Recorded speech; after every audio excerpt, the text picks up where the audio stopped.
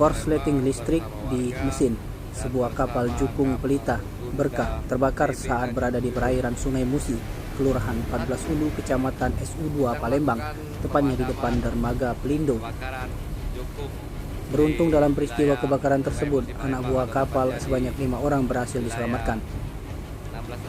Kelima ABK tersebut masing-masing Edianto alias Edon, Widodi, Agus Salim, Saidal, dan Eka Yadi.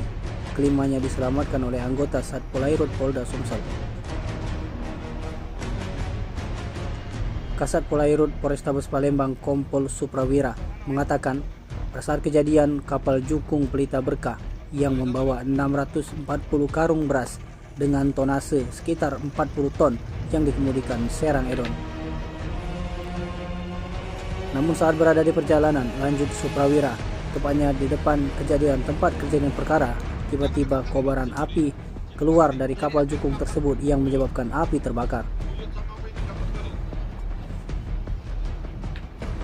Sambung Kompol Suprawira, menurut keterangan dari serang kapal bahwa api berasal dari ruang mesin kapal yang diduga korsleting kabel. Tim Liputan Sumsel ABTV melaporkan.